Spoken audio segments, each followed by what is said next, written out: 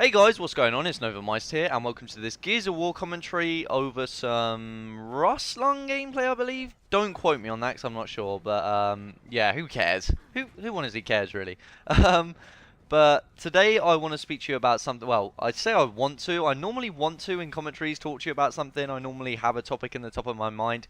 Today I feel like I need to speak to you about it because it seems like a responsibility of Gears commentator. It feels like my duty as a Gears commentator. I'll be a pretty bad Gears commentator if I didn't speak to you about this because it's such a big topic. Basically, the free-for-all Gears of War Judgement gameplay trailer slash showcase thing happened over 2 maps, and I'm just gonna talk to you about what I've seen on it and also give my own opinions. Now, I try to do this as one huge video until I noticed that it went over 45 minutes and I still didn't have all I wanted to say in the commentary.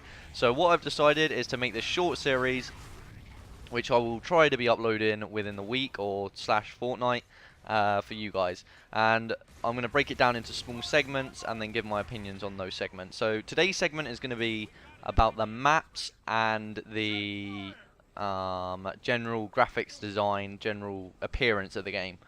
Now, when it comes to the appearance and graphics of Gears of War, I've always loved it. I mean, I was a massive fan of Gears 1 aesthetics. Now, by aesthetics, I don't mean the amazement of the graphics work and how it was so technically good and how every pixel was perfect. I mean the whole general style of the graphics, and that is something I enjoyed in Gears 1 more than any other game, and probably more than any other Gears of War game since as well. It had this dark, awesome, atmospheric feel to it.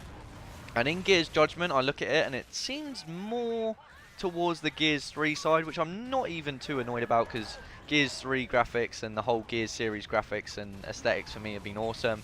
But I would have probably preferred it to look a bit more Gears 1-ish, especially with the dark feel, the gothic feel to the maps. I ain't a fucking emo, but Jesus Christ, I do like that horror sort of game aesthetic to Gears 1, and I'm hoping they incorporate that into some of the new maps.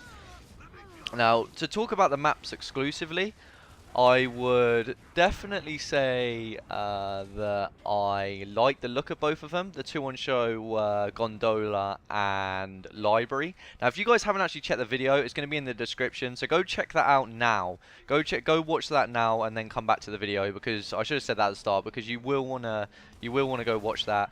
If not, watch it afterwards, but to be honest, I'm pretty sure most of you guys would have caught it, unless you're living under proverbial rock. But yeah, the video showcased 2 maps, Gondola and Library. Now, a strong point of both maps were the interactive features. Now, on Gondola, you had a gondola go down. On Library, you had a library that opened.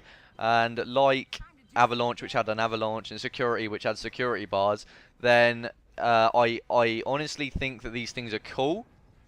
I like the idea of interactive maps as long as they don't go too far, as long as they don't have too much of an impact. I've never thought that you should have too much of an advantage or a hindrance just because of some sort of map design feature.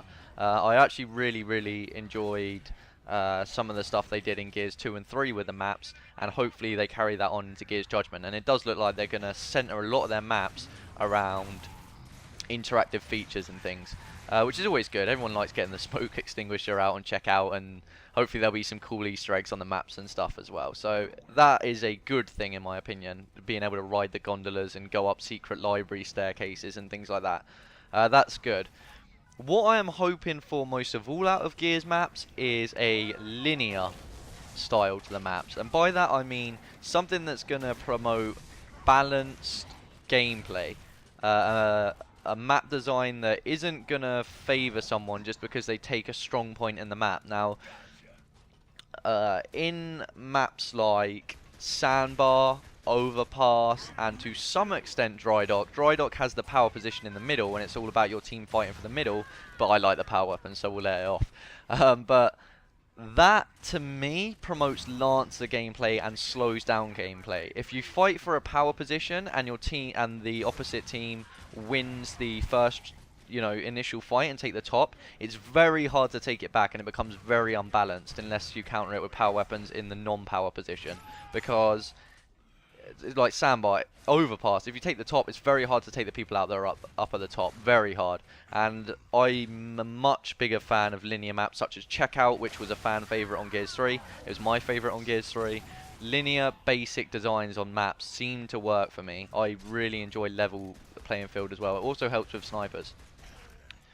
Apart from that, I would try and link that in as well to what I saw on that video. If you guys look at the library part, when you go up through the bookcase, you see the guy kill someone. That is a power position because you can quite clearly hear the library doors open, which means he's always going to know if someone's coming up behind him. And at the same time, it's going to be really hard to get someone out of that position who's overlooking the whole map with a Lancer. And I think there's a power weapon up there as well, so that seems like a really strong position to try and hold. Hopefully they don't put too many of those positions in, because like I said, I think it promotes unbalanced gameplay.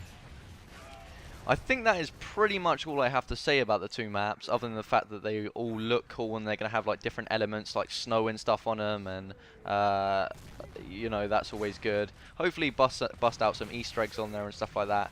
But hopefully you've enjoyed this commentary. I think it's coming to the end now. That's all I have to say about that particular section.